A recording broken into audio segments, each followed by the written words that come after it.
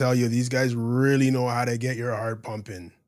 Really know how to get your heart pumping. We'll discuss Wolves Arsenal after this.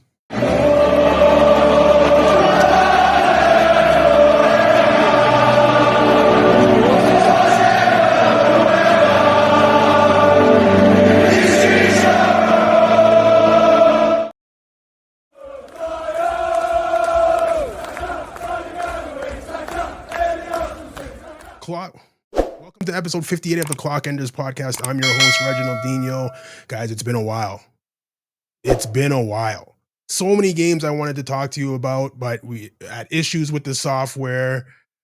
I don't know for any of you guys that do podcasts out there, the amount of money you have to spend to get software to record is absolutely ridiculous. Absolutely ridiculous now. When I first started this stuff, everything was free.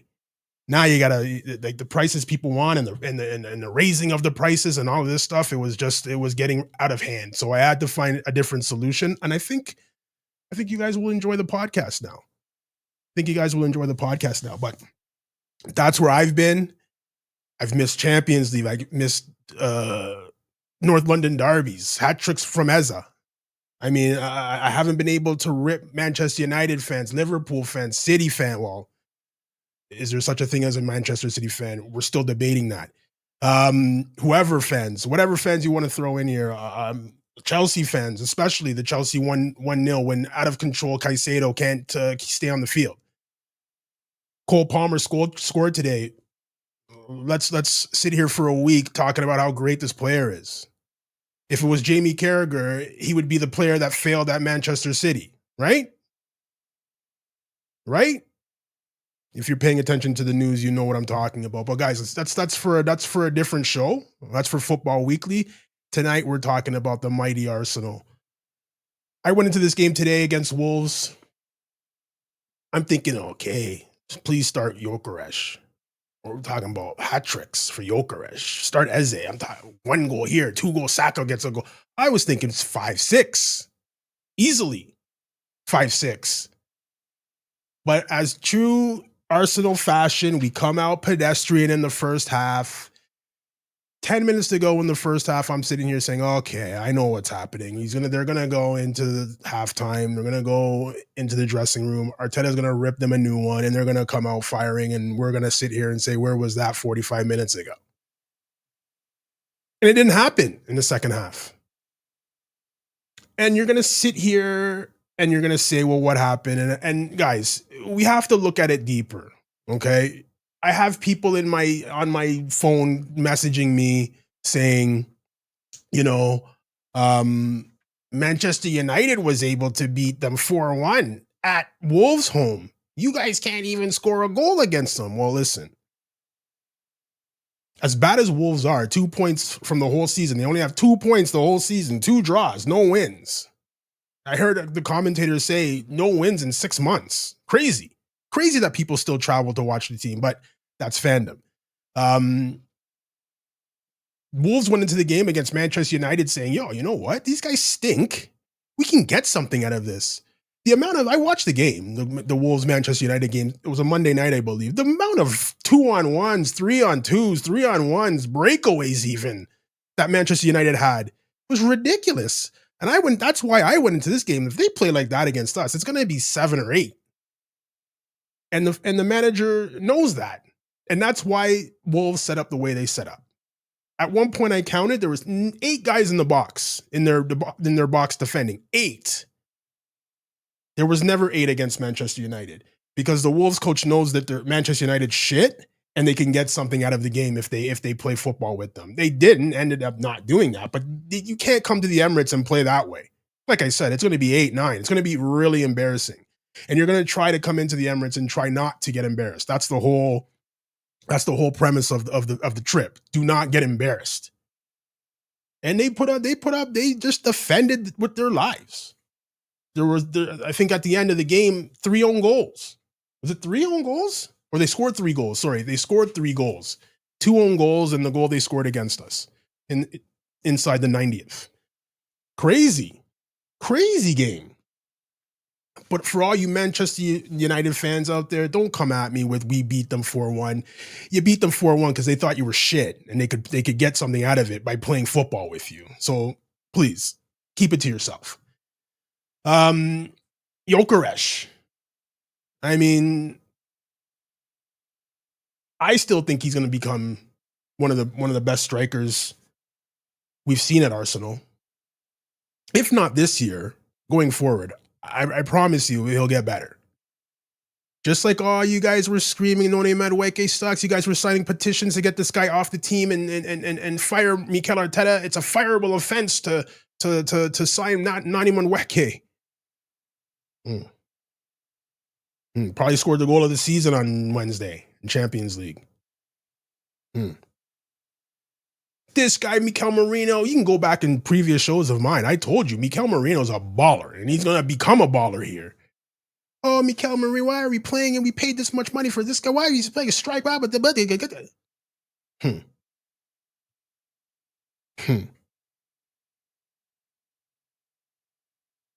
So like I said with those two players, Madueke and Merino, again, you don't believe me. You think I'm sitting here, oh yeah, now everybody's saying this and that. No. Go back previous shows. I told you.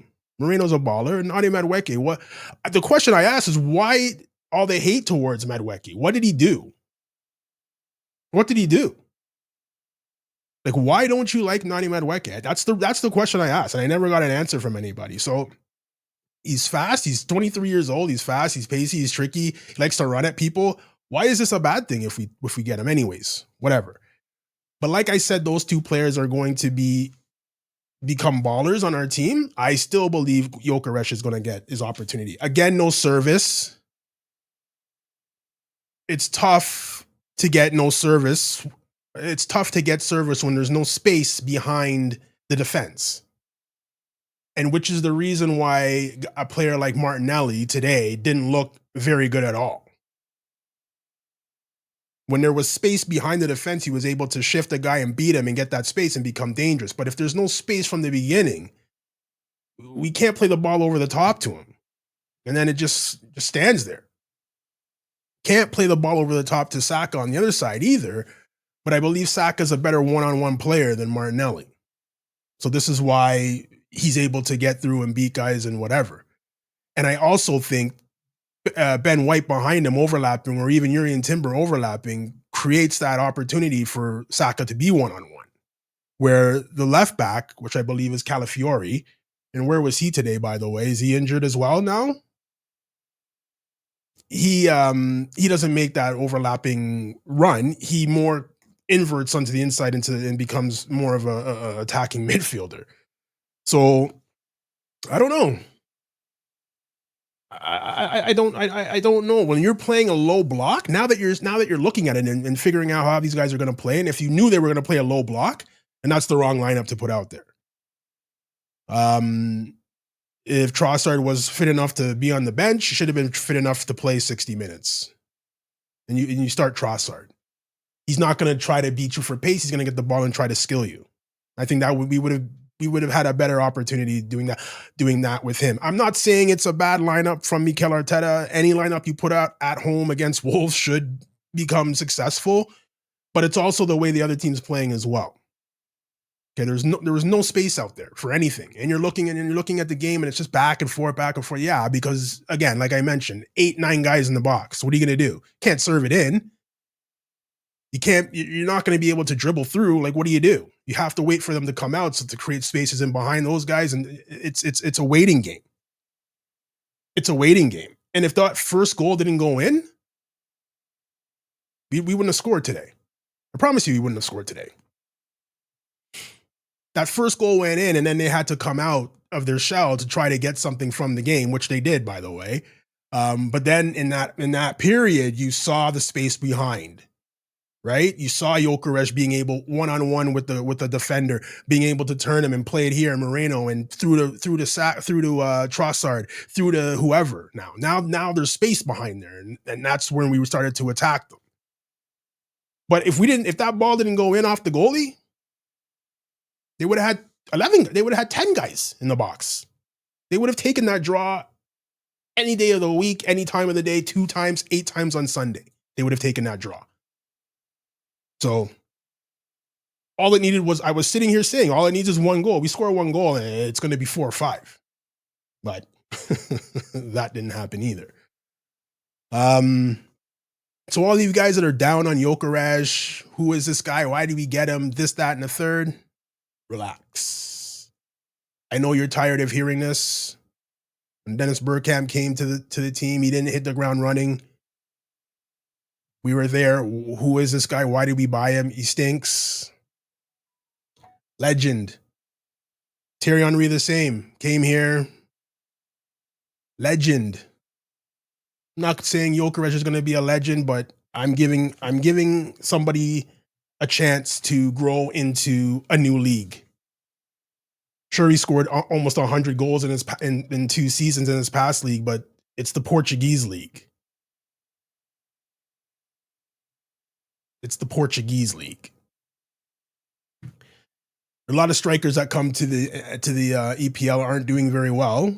I guess Ekitike is the only one that's doing well. He has, I believe, 10 goals now in all competitions. Jokerej has 6.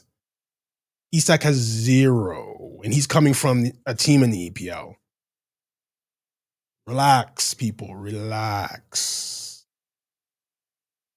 Anyways, don't want to take too much of the time here. Let's get into the player ratings.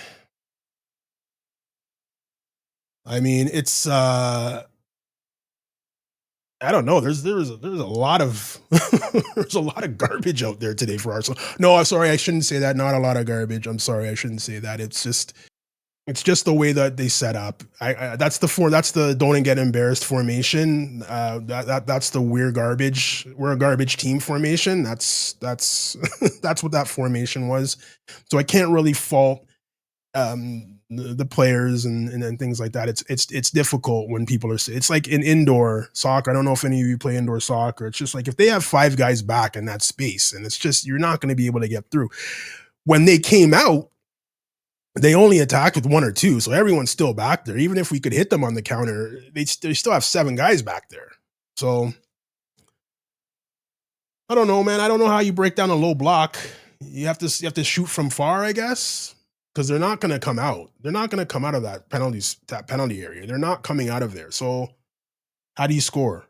Especially the way that Arsenal plays with the quick, slick passing. It's not gonna come off with them there. Anyways, we start with David Raya. Did he really have much to do today? No, not really. Distribution was okay again as usual. The goal, no chance. He was actually, I don't know, actually, the goal. He took 2 steps to his left with their player in the middle. If you're judging the flight of that ball, you have to see that it's not going to go over his head. And even if it does go over his head and goes wide, it goes out for a goal kick. Who cares? Leave it. Stay in the middle of the net. I don't know. I'm not a goalie. All I can do is watch. I think he made an error on it. He gets a 6 today. Timber, was he his best? Was he at his best today? I don't know. I don't think so. Started off in the middle, playing beside Saliba, who came back today. Was he at his best? I don't know. Again, I'm thinking the formation of the other team is the reason why, you don't see the best of the players today. So he gets a 6 as well. Heard his name maybe twice today. So Saliba made no mistakes. He looked like he picks up where he left off before his injury. Yeah, you didn't hear anything from him. 1 head balls, was able to get into the play. I think he made the pass to Saka for the second goal. He made the pass to Saka to cross for the own goal. That we scored the second goal. So he was getting involved offensively that way as well. He gets 7. This guy was his third consecutive EPL start. At the beginning of the season, when Calafiori and Timber were playing as well as they were, I was like, we're never going to see Ben White again. Ever, ever, ever. Maybe in Carabao Cup games, or maybe in whatever games, but we're never going to see this guy again. He was good today. He was overlapping with Saka again, which is what I mentioned earlier, overlapping to give him one-on-one, and even overlapping to get the ball and then make a cross across the net. Played amazing today until you don't play a lot, and all of a sudden you're in a dead sprint back because we give the ball away and you pull your hamstring. So hopefully it's not a serious serious injury for him. He was coming back to the Ben White of last season. So I'm going to give him a 6 today. Didn't play that much. Came off in the second half, or in the first half. Sorry. Like this guy, I don't know. I don't know why there wasn't a lineup for this guy to buy this guy. He's and he fits the profile of Arsenal and Arteta to a T. I need guys that can play any position I put them in. If I buy you and you're just a center back, you better be one of the best center backs in the world, and which is what he has in Saliba and Gabriel. Gabriel's not going to play the left back or right back. He's going to be a center back. If you could only play one position, you better be the best in the world at it. And I think Saliba and Gabriel as a partnership are one of the best partnerships in the world, if not number one in the world. But then you go out and you buy guys. Okay, so you buy Christian Mosquera. He can play left back. He can play right back. He can play center back. Then you buy Henkapi. He can play right back. He can play center back. He can play left back. And this is where he started today, left back. He's so aggressive. He gets tight to you, so you can't turn. As a defender, if you can't get the ball, if the ball goes by you, the man can't go by you too. One of two things goes by you. Either the ball goes by you, not the man, or the man goes by you and you have the ball. Never both. Can't be both. And he's the epitome of that quality, of that definition. He gets tight to you, doesn't let you turn. The ball goes by you, will foul you, no problem. And if he gets the ball, he leaves you on the ground anyway when he gets the ball. Excellent player. He's an excellent player. I'm so happy. He's on loan from Bayer Leverkusen with an option to buy at the end of the season. I can't see us not paying the 40 million or whatever it is for him. I can't see us not doing that. 35 million pounds, 40 million euros, or whatever it is. I can't see us saying, yeah, you know what? Thanks, Piero. We're good. I can't see that happening. So excellent performance today. He gets 7. Miles Lewis-Skelly came in to take over for Ben White, which actually moved Hincapié back. It actually moved Hincapié back to the middle to play alongside Saliba and pushed Jurrien Timber out to the right so he could play with Saka. Didn't do anything wrong. Personally, I still want to see those lung-busting runs that he was able to make last season from the back, or even when he was playing midfield. To see some of those runs. Didn't do anything wrong specifically. Maybe gave the ball away once or twice, or maybe got caught here and there. But all in all, had a pretty solid game. I'd give him a 6. Big Dex. What can you say, guys? Customary 8. All over the pitch. Running his guts out. I don't understand how this guy plays 90 minutes every game. I don't get it. The way he plays, he's all action all the time. I don't understand how he's able to play all these games. I don't. And I know he didn't play the last game in Champions League because he was sick. If he wasn't sick, he would have played 90 minutes in that game as well. With Arteta knowing that we have a game this Saturday at 3:00. What can you say? This guy's incredible. 8 today. As us started, again, I think he is a player that feeds off the slick passing as well. To sit in front of 8 guys that you have to try to break down, it's got to be something really, really, really creative, and it's got to be so perfect. And I don't think those kind of formations or those type of low blocks lend to his ability to break it down.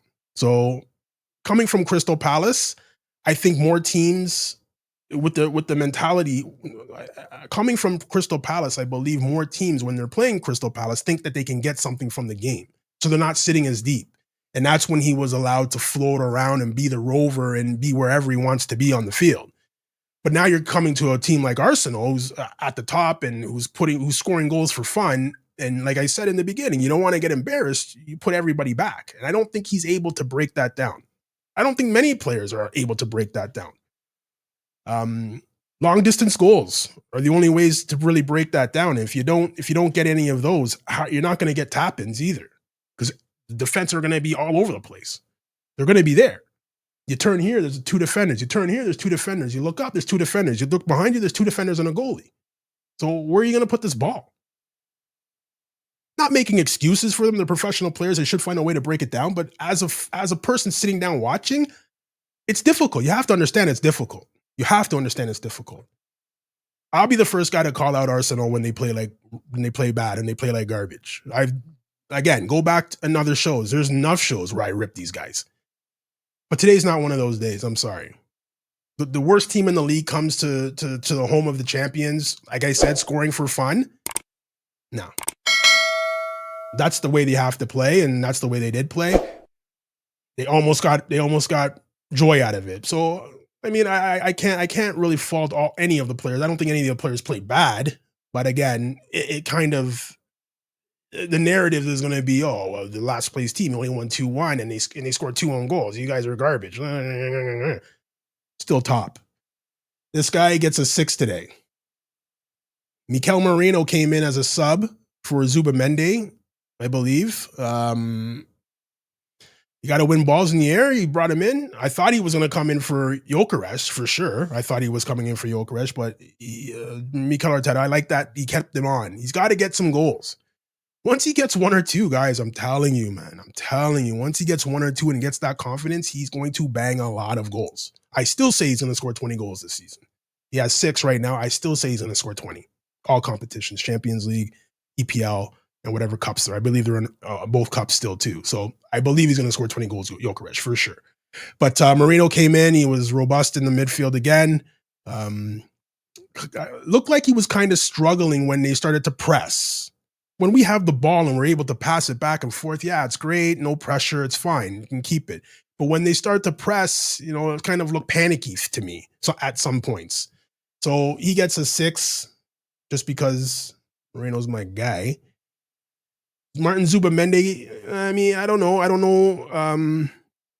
Sits in front of the defense, plays the ball, wins balls. Guys, I'm telling you, I've mentioned this in other episodes as well. This guy wins. He's like a pit bull. He wins balls. This guy's winning headers against guys that are a foot taller than him. And he's winning headers. Watch it. He's got springs. Watch him. Again, didn't do anything wrong. There was that one point in the game where that incident where Ben White did pull his hamstring. The ball bounced over his head and it was a breakaway from, well, not a breakaway. There's 5 guys chasing him back, by the way, on Arsenal. Kudos to them. To try to chase down the striker. But that ball bounced over his head. Maybe if he takes a couple of steps back, we don't have that issue, and Ben White doesn't pull his hamstring, or maybe he pulls it in a later play. But that's the only really mistake I see him make, and it's not even really a mistake on that point. So I give him a 7. I saw a post. I was watching the game, and then I looked down on my phone and I saw someone that sent me something on Instagram. It was Martin Odegaard, the master of looking busy. And he's just hopping around and he's not doing anything, though. He's not doing anything. Like, if this is supposed to be our playmaker that comes in, okay, hey, you're the captain of the team and you don't get the start. I don't know what that means. I don't know if he's still working his way back to fitness from his injury. It's been 4 or 5 games now, but okay. When you come on the field, I expect you to be going through, slaloming through the teams, getting the guys up, pushing them forward, making the little passes. And again, I know low block, but at the time he was on, we had scored. All right, we had scored. Now it's the time to take the game by the scruff of the neck and be the number 10, the attacking center midfielder. I didn't see it.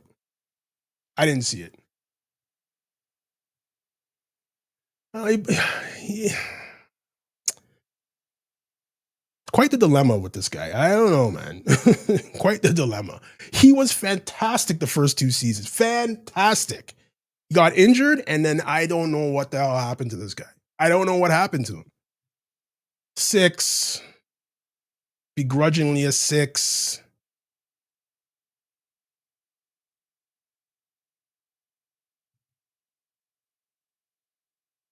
Whipped in the corner for the goal, the own goal off the post, off the goalie's head into the net. Whipped in the cross for the own goal, for the second own goal. Man of the match. He's the man of the match, Bukayo Saka. He was taking on guys early in the game, getting fouled as usual. He was great. He was great today. Not much more I can say about that. That's an 8 performance, man of the match performance, though. Like I said earlier, no space behind, no joy for this guy. And that's not a knock on him. Just not the best one-on-one player I've seen. Slows down the game, looks like he's going to take you on, stops, and then passes the ball 10 yards backwards.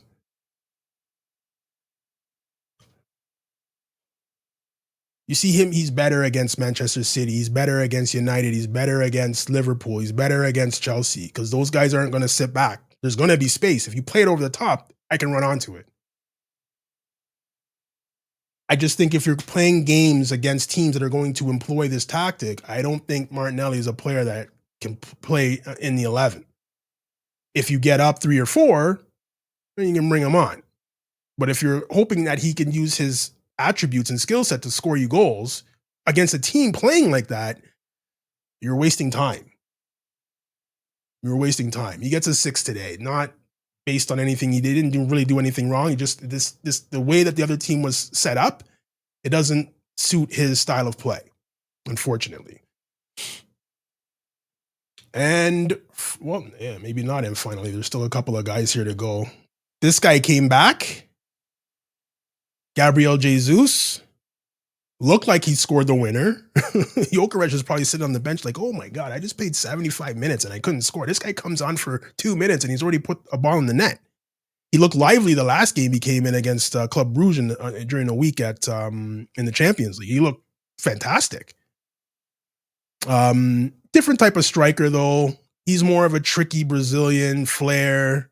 You know, there was a run that he made today, actually, and you can just see like a Jokeres would have just taken that ball and tried to get to wherever he needs to do and just blast it.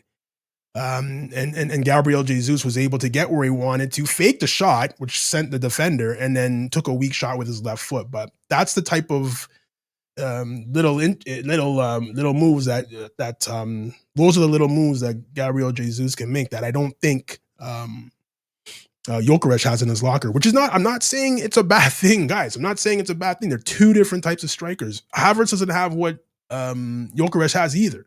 Or sorry, yeah, Havertz doesn't have what Gabriel Jesus has either. And neither does Moreno. They're all different types of strikers. Moreno doesn't really score with his feet. All his goals are headers. So that's fine. That's good. It's perfect. If that's what it is. So when Moreno's playing forward, let's serve some balls. But this guy, just for the vibes of him coming back, 7. And we talked about this guy earlier already.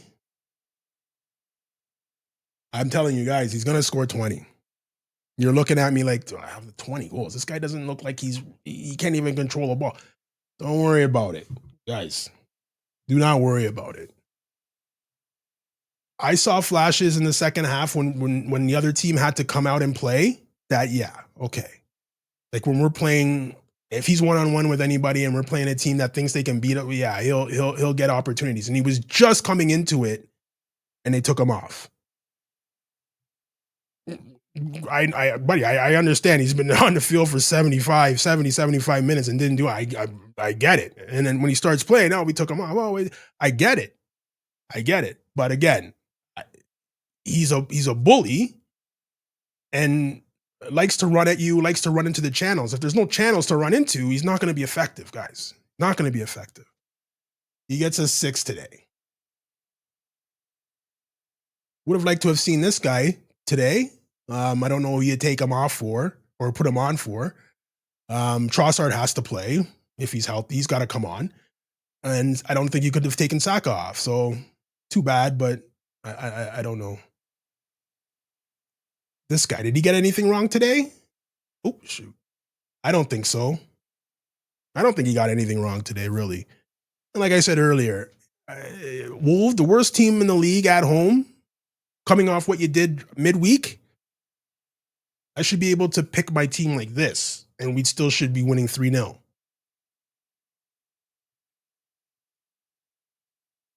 Is there a way to break down low block effectively?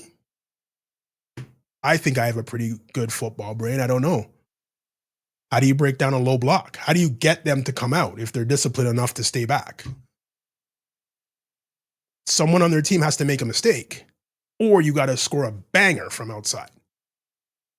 And we don't score bangers from outside, or it's free kick or set piece or whatever.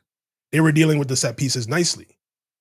So I don't know what can you do? What else could you have done? He made the substitutions that affected the game. So I mean, I don't know.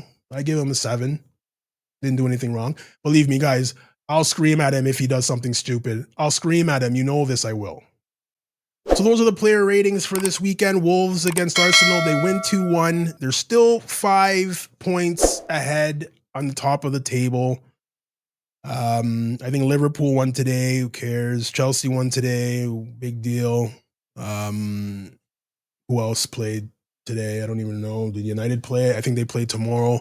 Oh, they play Manchester Derby tomorrow. So they're playing Manchester City tomorrow. That should be a pretty good game actually as well. And no, that's not Manchester City Derby. I think Manchester City plays Crystal Palace tomorrow. I don't know who United's playing. Cares? They stink. But guys, I think there's I think there's Champions League this week. I'm trying to do a show midweek if I can get that done. But guys, definitely, I hope you like the new look of the podcast. Most definitely, you can get the podcast on YouTube for sure. Obviously, you know that you're looking at it.